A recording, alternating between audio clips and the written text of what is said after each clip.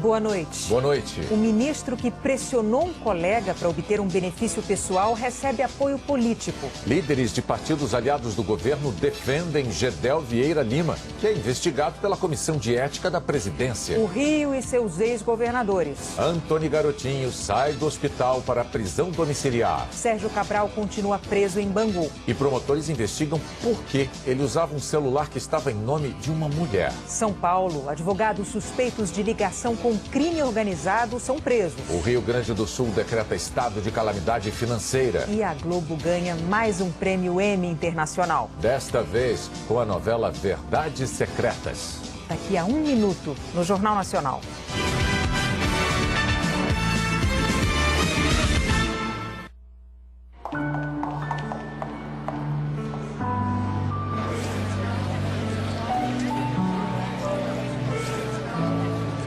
A Fundação Bradesco tem o compromisso de formar cidadãos prontos para fazer a diferença.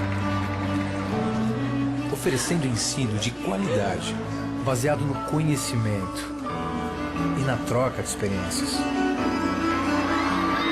Levando educação e oportunidades a todos. E ensinando novas formas de entender o mundo, desde cedo. Que todo final feliz merece um começo feliz. Fundação Bradesco, há 60 anos, usando o poder da educação para transformar vidas.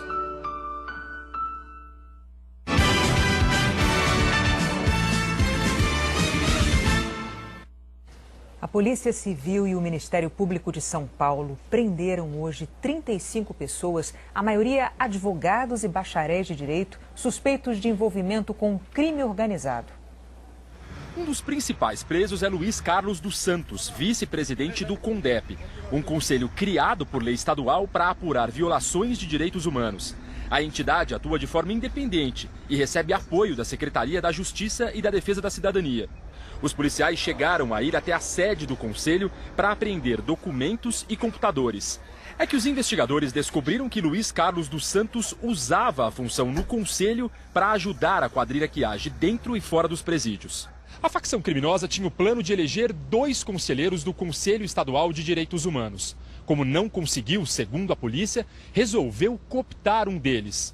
O vice-presidente Luiz Carlos dos Santos é acusado de receber R$5.000 por mês para fazer denúncias falsas contra policiais e, assim, desestabilizar a segurança pública de São Paulo.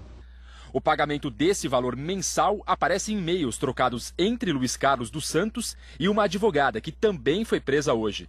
Neste, Luiz Carlos oferece uma vistoria na penitenciária de segurança máxima de Presidente Bernardes, no interior do estado, por R$10.000. E a advogada afirma que Luiz Carlos cuidará das vistorias em favor da organização criminosa com o auxílio de desembargadores. E que isso teria um custo adicional de R$150.000. Mas o Ministério Público diz que, por enquanto, nenhum desembargador está sendo investigado. A operação de hoje é resultado de uma investigação que começou há 1 ano e meio. No ano passado, a partir da interceptação de uma carta, a polícia descobriu que um grupo chamado Sintonia dos Gravatas trabalhava para o crime. São os advogados que, segundo a polícia, serviam de pombo-correio e que foram presos hoje. Não estamos falando, vamos levar um recado. Às vezes é uma execução de uma prática de uma ação criminosa. Só isso já fere por completo a legalidade e os princípios éticos que regem a advocacia, né?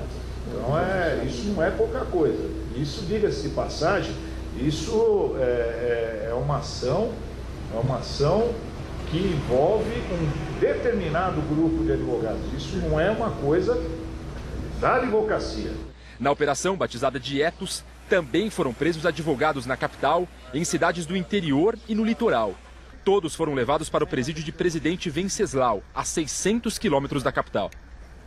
Nós não conseguimos contato com a defesa do conselheiro Luiz Carlos dos Santos e da advogada Vanila Gonçalves, citada nos e-mails. A presidente do Conselho Estadual de Defesa dos Direitos da Pessoa Humana se declarou surpresa com a prisão do conselheiro. Maria Nazaré Cupertino disse que todas as denúncias apresentadas por Luiz Carlos têm consistência e estão sendo investigadas. Pelo quarto dia seguido, a Polícia do Rio fez operações contra o tráfico de drogas na Cidade de Deus. A causa da queda do helicóptero que sobrevoava a região ainda é um mistério. O helicóptero, fabricado em 2009, tinha 2.680 horas de voo. Era do modelo Esquilo B3, fabricado pela Airbus. A Polícia Militar informou que a última manutenção foi feita no dia 31 de outubro, 19 dias antes da queda. 3 dias depois que o helicóptero caiu, a Polícia Militar ainda não esclareceu alguns detalhes sobre a manutenção. Nós perguntamos como foi a última inspeção, quantas horas a aeronave voou depois disso e com que frequência o helicóptero passava por manutenções e vistorias. Essas perguntas continuam sem respostas. A PM disse que segue as determinações do fabricante. Em nota, a Elibras, responsável pela montagem e pela manutenção do helicóptero, disse que não vai se manifestar até a conclusão da investigação. Especialistas ouvidos pelo Jornal Nacional afirmam que o Esquilo B3 tem um dos cronogramas de manutenção mais rigorosos entre os modelos de monomotor. As vistorias devem ser feitas num intervalo mais curto do que em outros helicópteros.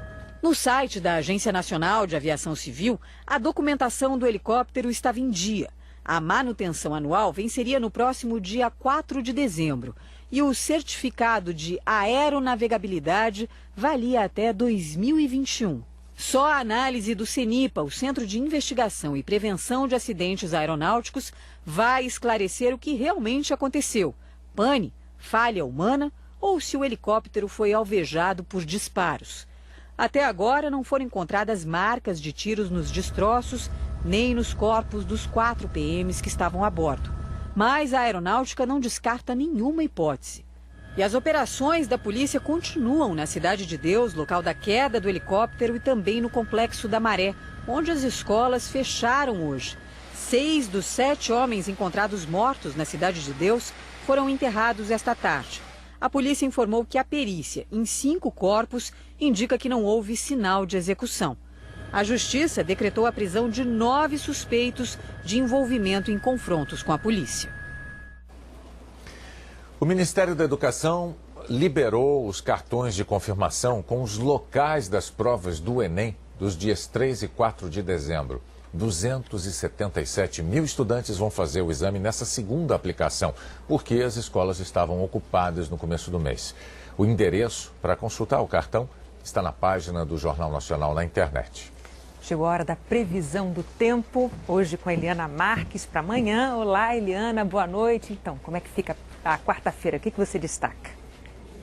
Boa noite para você, Renata. Boa noite a todos. Olha, quarta-feira com sol, tempo abafado, só que também tem possibilidade de chuva em quase todo o Brasil. Onde a chuva pode preocupar mesmo é nessa área escura aqui entre Vitória e Belo Horizonte.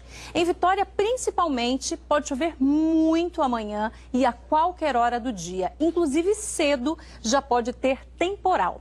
Diferentemente de quase todo o Brasil, o sol nem deve aparecer em Vitória e mesmo assim não chega a fazer frio. Em Belo Horizonte já fica mais quente, o sol aparece entre nuvens, só que também pode chover a qualquer hora do dia. E o que é que vai provocar toda essa chuva? Estão vendo esses ventos representados por essas setas aqui? Eles estão vindo todos para essa direção por causa de áreas de instabilidade. E no caminho, eles carregam umidade e reforçam as nuvens de chuva.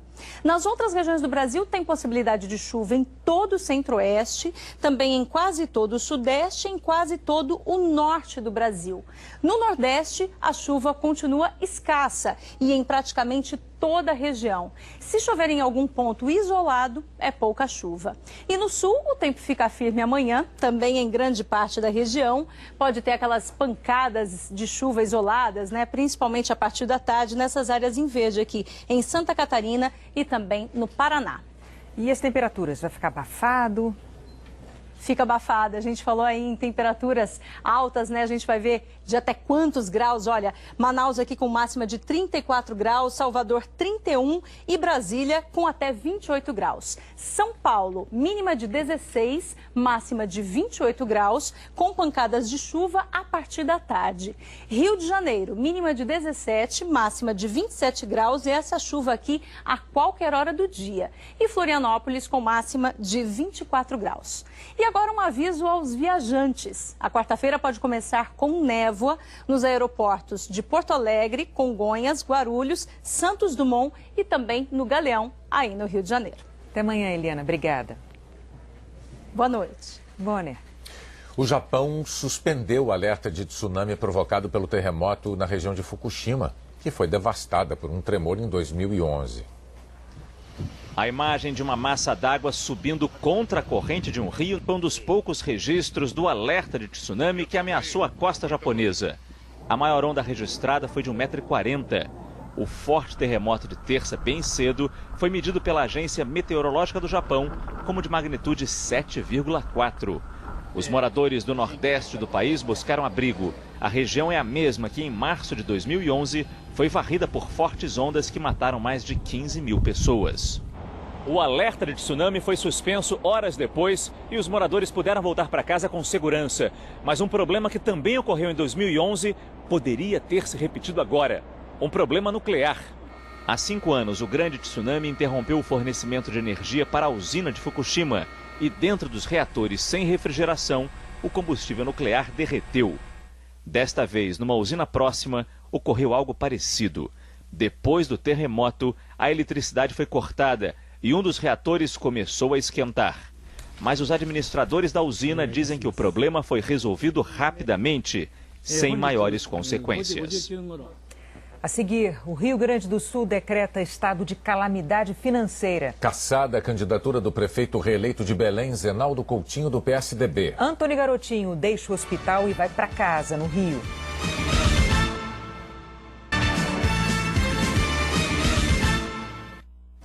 A Justiça Eleitoral do Pará cassou a candidatura do prefeito reeleito de Belém, Zenaldo Coutinho, do PSDB.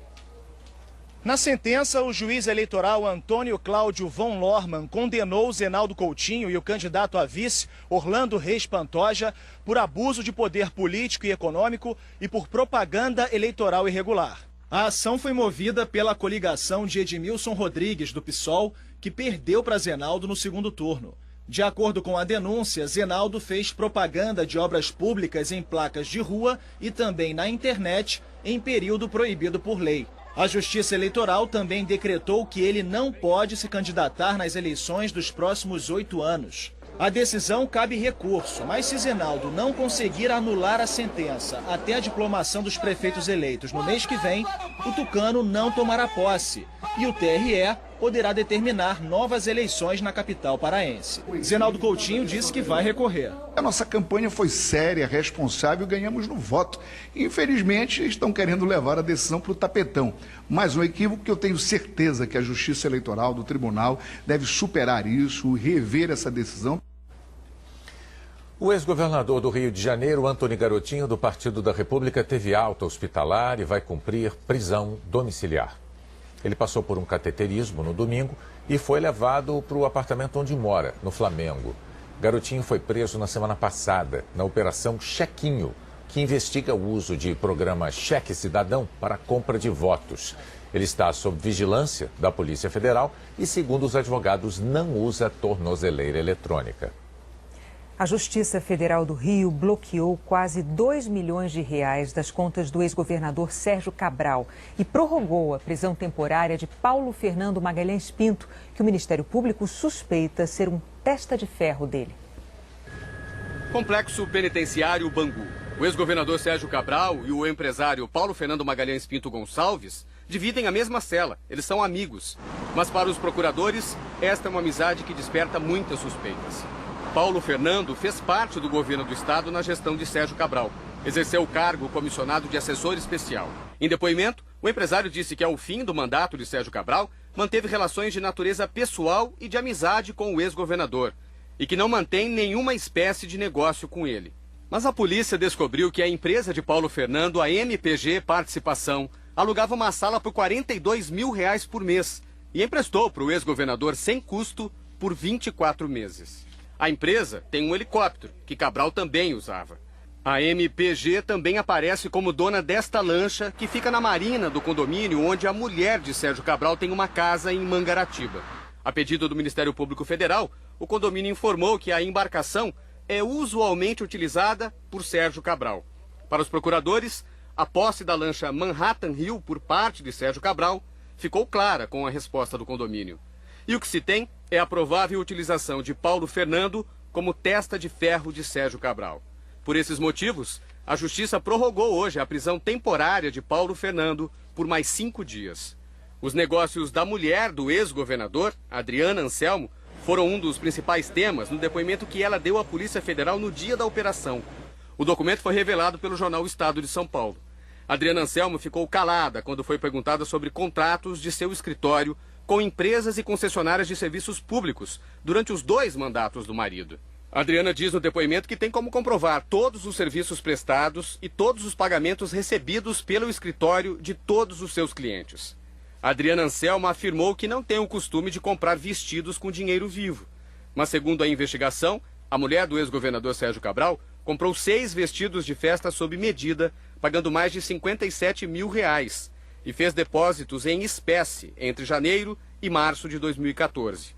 Adriana Anselmo disse ainda que não tem, nem nunca teve conta no exterior. A Justiça Federal em Curitiba conseguiu bloquear apenas R$454 das contas de Sérgio Cabral. Mas a Justiça Federal no Rio de Janeiro já tinha feito um pedido de bloqueio antes. E o Jornal Nacional teve acesso hoje com exclusividade ao resultado. O ex-governador teve quase R$2 milhões bloqueados. O atual governador do Rio, Luiz Fernando Pezão, falou hoje sobre a citação ao seu nome no depoimento de Sérgio Cabral. Ao ser perguntado pelo advogado de defesa, Sérgio Cabral disse que as obras de reforma do Maracanã começaram quando Luiz Fernando Pezão era secretário de obras. Eu tenho muita tranquilidade de discutir todas as nossas obras com qualquer órgão de fiscalização. Tive minha vida virada do lado do avesso na Lava Jato. A Polícia Federal pediu o arquivamento, né? Então eu tenho muita tranquilidade quanto a isso. A investigação descobriu que os acusados usavam aplicativos sofisticados de criptografia, que não podem ser rastreados. E alguns utilizavam telefones registrados em nomes de outras pessoas. Sérgio Cabral era um deles, como revelou o jornalista José Casado, do jornal O Globo. Agora os procuradores querem saber por que no registro da operadora, Sérgio Cabral era Nelma de Sá Saraca. Nós encontramos na lista telefônica uma mulher com o mesmo nome, Nelma de Sá Saraca, mas ninguém atendeu as nossas ligações. Os advogados de Paulo Fernando Magalhães Pinto negaram que ele seja laranja de Sérgio Cabral. Afirmaram que a lancha pertence à empresa MPG Participações e pode ter sido emprestada ao ex-governador em raras ocasiões. A defesa disse que o helicóptero pertence à família de Paulo Fernando e nunca foi usado por Sérgio Cabral. Que Paulo Fernando emprestou uma sala a Sérgio Cabral e que depois eles passaram a dividir as despesas do imóvel. Nós não conseguimos contato com os advogados de Sérgio Cabral. Outro personagem importante nessa investigação é o economista Carlos Miranda, que também está preso.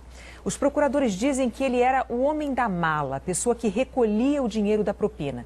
O Jornal Nacional foi até a fazenda dele, construída com muito luxo em Paraíba do Sul, no interior do estado do Rio. A reportagem é de Arthur Guimarães, Cirilo Júnior e Pedro Bassan. Para Sérgio Cabral, Carlos Miranda é um amigo de infância. Para o Ministério Público, ele é o homem da mala, responsável pelo recolhimento da propina. Carlos Miranda disse à Polícia Federal que é casado com uma prima do ex-governador há 26 anos. Ele disse no depoimento que fazia a declaração do imposto de renda de Sérgio Cabral. Segundo as investigações, ele fazia muito mais. Para os procuradores, a empresa de Miranda fazia a lavagem do dinheiro recebido. A empresa era a Grauc Consultoria, que depois mudou de nome para LRG Agropecuária. Em 2007, primeiro ano do governo de Sérgio Cabral, a empresa recém-criada e com apenas um funcionário faturou quase R$800 mil. Chamou a atenção do Ministério Público Federal que em 2013 a LRG já faturava R$ 2.300.000. E 2 anos depois, com o fim do mandato de Sérgio Cabral, voltou a movimentar apenas R$ 7.000. Os procuradores não encontraram nenhum sinal de que a empresa tenha feito qualquer prestação de serviço. Na semana passada, a Justiça Federal do Rio bloqueou cerca de R$ 7 milhões nas contas da empresa. A LRG administra a Fazenda Três Irmãos, a 140 quilômetros do Rio. Nós estamos agora sobrevoando o interior do estado do Rio, na região de Paraíba do Sul. Vamos conhecer de perto a Fazenda Três Irmãos. Além de ser uma peça-chave nas investigações, segundo o Ministério Público, ela tem instalações luxuosas também. No topo de uma montanha, a arquitetura da sede impressiona. Além da casa principal, com piscina, outras 3 casas menores foram feitas para receber convidados. Os caminhos internos são pavimentados. 10 famílias trabalham e vivem na fazenda, que é voltada para a produção de leite, de vaca e de cabra. Segundo as investigações, Carlos Miranda fazia compras de altos valores, inclusive para a fazenda, como um tanque resfriador de leite e uma ordenha para cabras. Ele sempre pagava em espécie. São pelo menos R$ 369 mil. Para os procuradores, tamanha movimentação de recursos em espécie foge à normalidade e indica que Carlos Miranda usava mecanismos de lavagem de dinheiro. Do chão, a Fazenda Três Irmãos impressiona tanto quanto do alto. A sofisticação do portão salta aos olhos diante da simplicidade das porteiras das fazendas vizinhas. Outra diferença: a entrada da Três Irmãos é vigiada por muitas câmeras e sensores. Será que a gente pode visitar a fazenda? Não, infelizmente não. Bom dia para vocês. O entra e sai de funcionários mostra que o trabalho continua. No tranquilíssimo distrito de Cebolas, vizinho à fazenda, os moradores receberam com surpresa a prisão de Carlos Miranda na semana passada. Em muitos aspectos, depois da passagem de Carlos Miranda, a vida por aqui não vai mais ser a mesma. O advogado de Carlos Miranda não atendeu as nossas ligações. Funcionários públicos do Rio de Janeiro voltaram a protestar contra o pacote do governo do estado para reduzir gastos públicos. A Polícia Militar reforçou a segurança na porta da Assembleia Legislativa.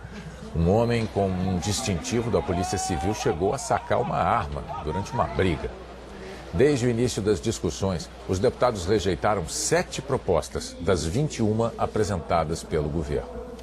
O governo do Rio Grande do Sul decretou calamidade financeira.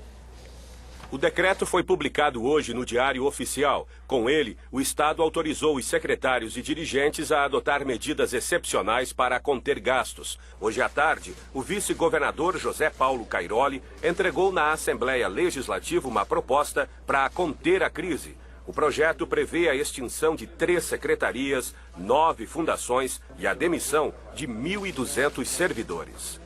Manifestantes protestaram contra as medidas e houve confronto em frente ao Palácio Piratini, sede do governo gaúcho.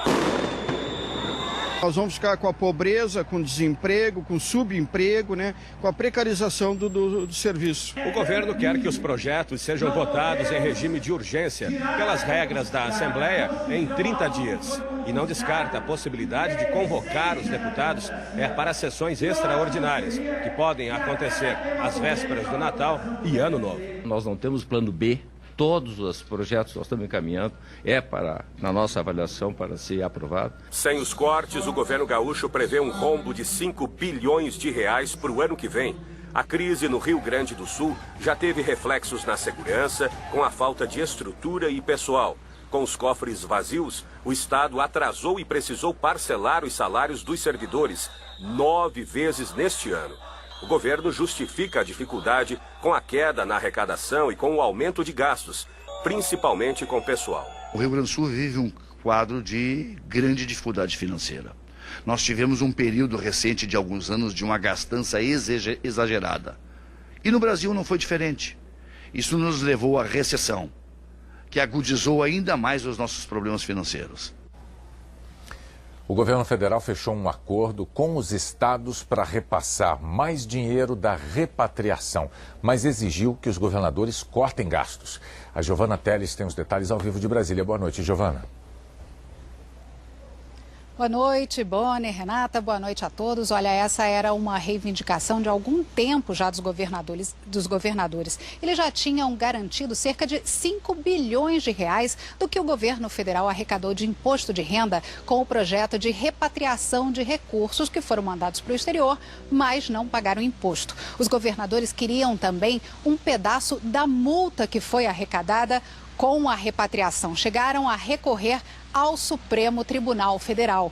Nesse acordo, que foi fechado hoje com 22 governadores, eles se comprometeram a retirar as ações da Justiça e, em contrapartida, devem receber mais 5 bilhões de reais. Mas os governadores também vão ter que dar contrapartidas. Eles assinaram um pacto. Vão ter que reduzir despesas, diminuir gastos com o pessoal e também apoiar a reforma da Previdência. Os governadores vão ter que fazer reformas nas previdências estaduais. E esses 5 bilhões de reais só vão entrar nos cofres dos estados à medida que o governo federal se convencer de que os estados estão cumprindo a parte dele no acordo. Obrigado, Giovana, trazendo ao vivo de Brasília as informações sobre essa decisão dos governadores, esse acordo com o governo federal. Obrigado, Giovana, boa noite.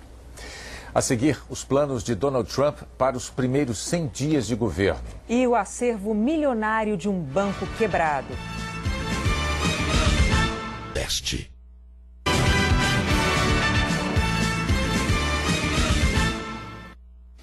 Deputados de partidos aliados do governo manifestaram apoio hoje ao ministro Gedel Vieira Lima, do PMDB.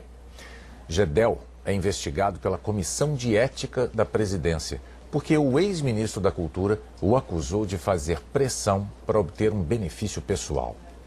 E mesmo assim, o presidente Michel Temer o manteve no cargo. A primeira aparição de Gedel hoje foi numa reunião com índios. Mais cedo, ele recebeu a visita de líderes governistas. Eles fazem parte do mutirão de defesa de Gedel, acusado pelo ex-ministro da Cultura, Marcelo Calero, de pressioná-lo para liberar a construção de um edifício em Salvador. Gedel comprou um apartamento nesse projeto, que fica numa região tombada pelo patrimônio histórico nacional.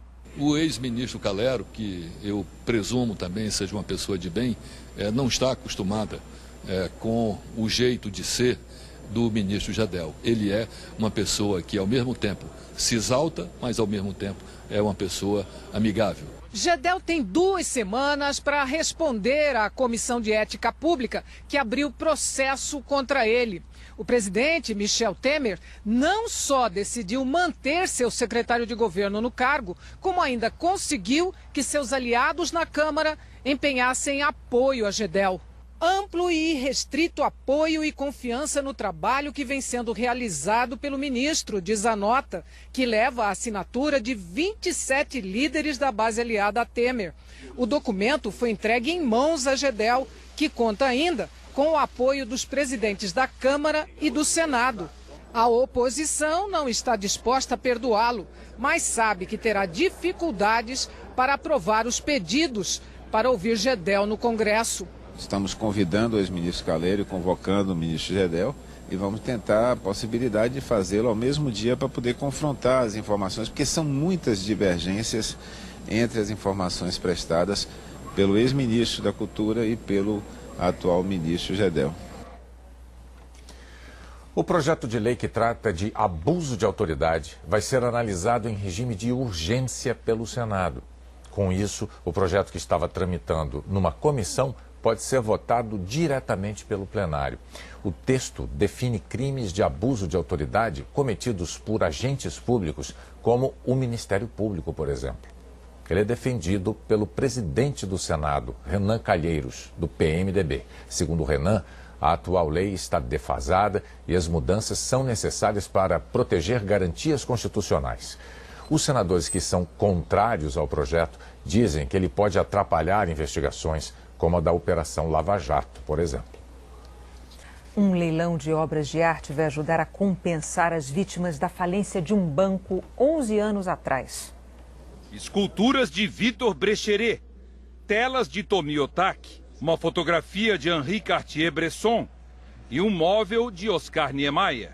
Obras de arte valiosas que foram a leilão e que estavam nas mãos de uma única pessoa, Edemar Cid Ferreira, ex-controlador do Banco Santos, que faliu em setembro de 2005, depois que várias irregularidades foram descobertas pelo Banco Central.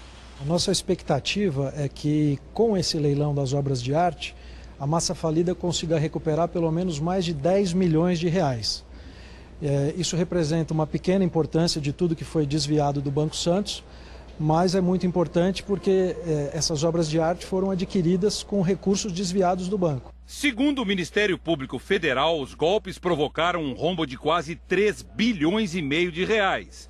Até agora, os credores conseguiram receber 1,4 bilhão. A expectativa há 10 anos atrás era de se pagar algo em torno de 3% aos credores. Hoje, se tudo correr dentro do esperado, talvez a gente chegue a 50% do valor devido, o que é uma grande vitória para uma falência. O acervo do banqueiro tem mais de 4.000 peças. Hoje, 214 obras foram leiloadas em São Paulo e outras 506 estão sendo vendidas pela internet. Todas essas 720 obras de arte leiloadas decoravam as paredes da casa onde Edemar Cid Ferreira morava aqui na zona sul de São Paulo. A mansão é considerada o maior patrimônio do banqueiro. A Justiça avaliou a casa, que tem quase 8.000 metros quadrados de área construída, em 116 milhões de reais e determinou que ela também fosse a leilão. Mas o banqueiro conseguiu uma liminar bloqueando o leilão, alegando que a casa vale mais do que isso. Edemar Cid Ferreira está em liberdade. Chegou a ser condenado em primeira instância em dezembro de 2006 a 21 anos de prisão por gestão fraudulenta, lavagem de dinheiro e formação de quadrilha. Mas no ano passado, a Justiça Federal anulou o julgamento e a sentença, e os interrogatórios terão que ser feitos novamente. Edemar e os ex-diretores do Banco Santos também respondem a um processo na Justiça Estadual, em primeiro grau, que está em fase de julgamento. Quando deve sair a decisão? A primeira decisão ela deve sair no início do ano de 2017. Uma pesquisa da ONU concluiu que a renda, a longevidade e a educação no Brasil melhoraram durante o primeiro mandato da ex-presidente Dilma Rousseff. Mas em algumas áreas o ritmo foi bem mais lento. Michel tem 20 anos e mora numa das áreas mais pobres de Brasília. Parou de estudar aos 12. Tem que parar de estudar para trabalhar. A situação de Michel mostra bem a realidade de parte dos brasileiros de 18 a 20 anos. De acordo com a pesquisa feita pelo Programa das Nações Unidas para o Desenvolvimento, PNUD, e pelo Instituto de Pesquisa Econômica Aplicada, o IPEA, quase metade desses jovens não tinha o ensino médio completo em 2014. Outro número preocupante é o da frequência escolar. De 2011 a 2014, o índice cresceu em média 1,9% ao ano, bem menos do que o período anterior.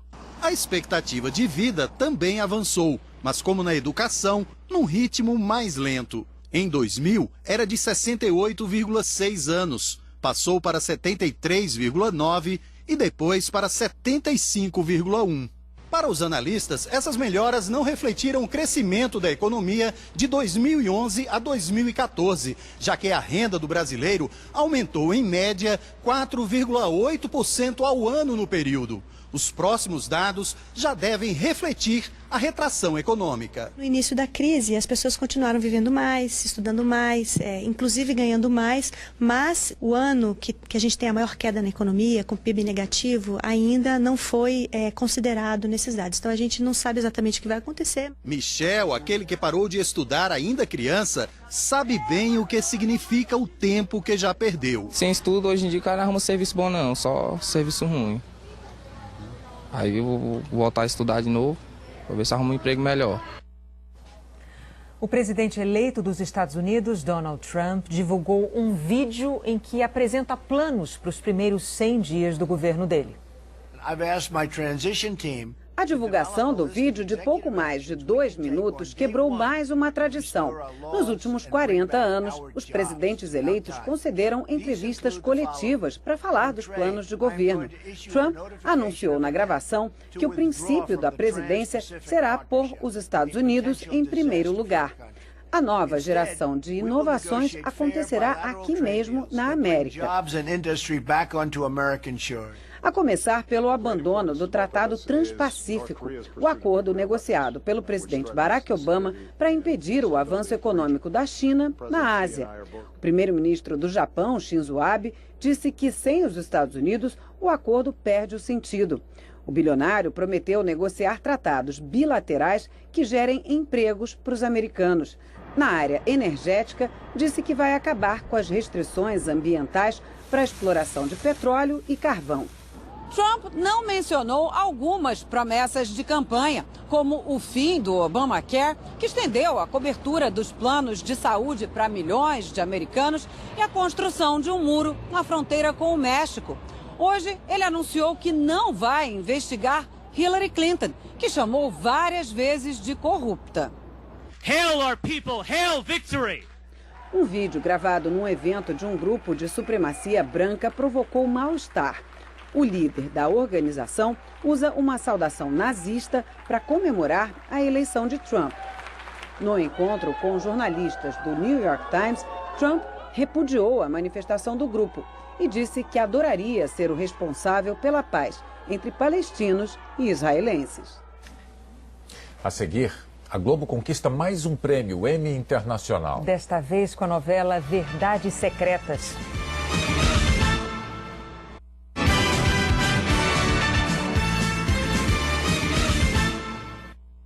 A novela da Globo Verdades Secretas conquistou o Emmy Internacional. É o maior prêmio da televisão mundial. Os vencedores foram anunciados ontem à noite, em Nova York. Quente, só a cor do tapete. Na porta do hotel, a sensação térmica de -1 grau se misturou à ansiedade. Friozinho na barriga e tudo. Friozinho tá no corpo inteiro, porque Nova York tá um gelo. Entre os conhecidos do público e quem trabalha atrás das câmeras, 40 concorrentes do mundo inteiro disputaram as 10 categorias do Emmy Internacional. A Globo com o maior número, 6 indicações.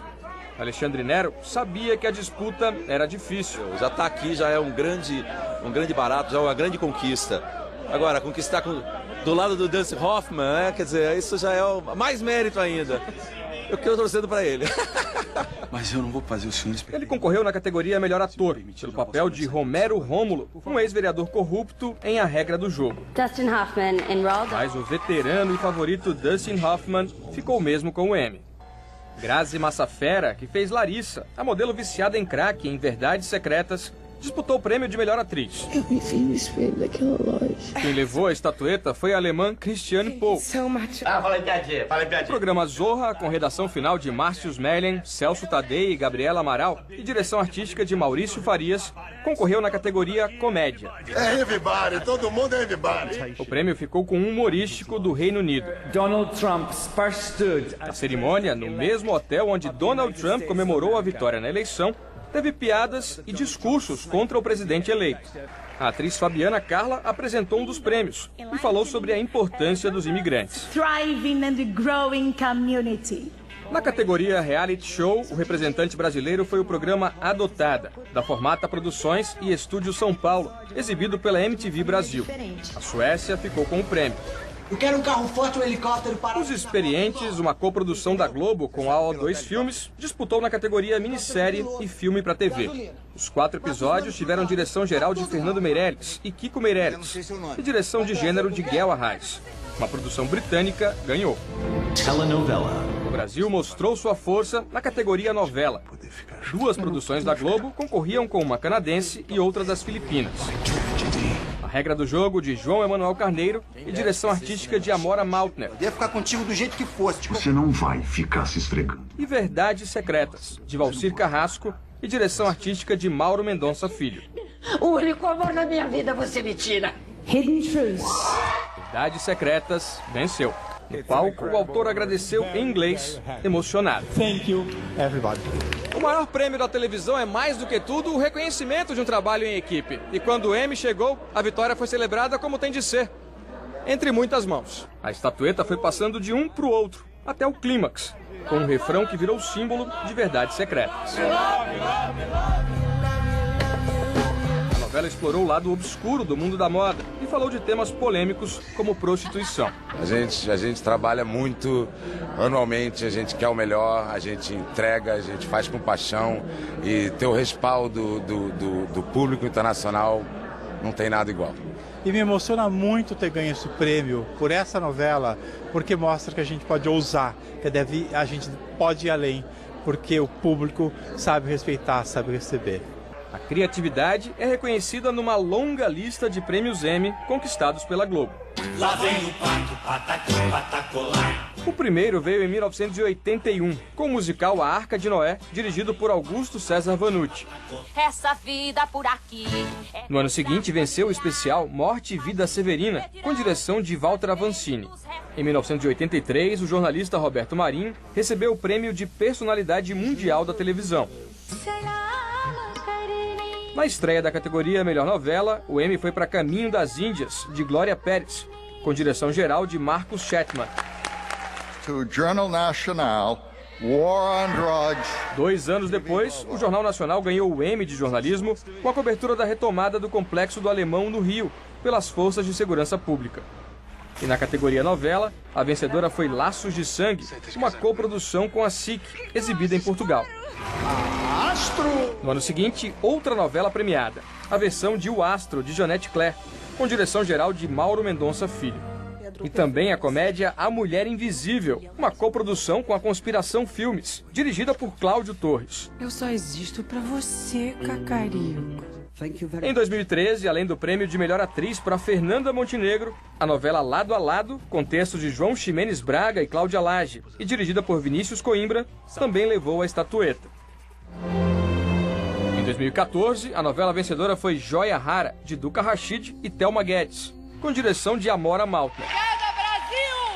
E o presidente do Grupo Globo, Roberto Irineu Marinho, foi reconhecido como personalidade mundial da televisão. It's a great honor for us to receive this Emmy. No ano passado, mais 2 Emmys. Empire, Para a novela Império, de Agnaldo Silva e direção de núcleo de Rogério Gomes. Vambora, que a Sapucaí é grande! E para a comédia Doce de Mãe, uma coprodução com a Casa de Cinema de Porto Alegre, com direção de núcleo de Guel Arraes e texto de Jorge Furtado. Com a vitória de ontem, a Globo passa a ter 15 prêmios Emmy Internacional na prateleira.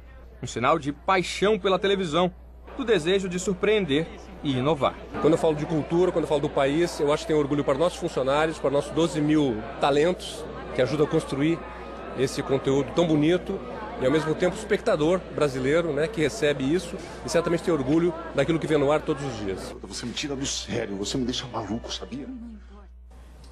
Depois de Supermax, tem as notícias do Jornal da Globo. Boa noite. Boa noite. Até amanhã.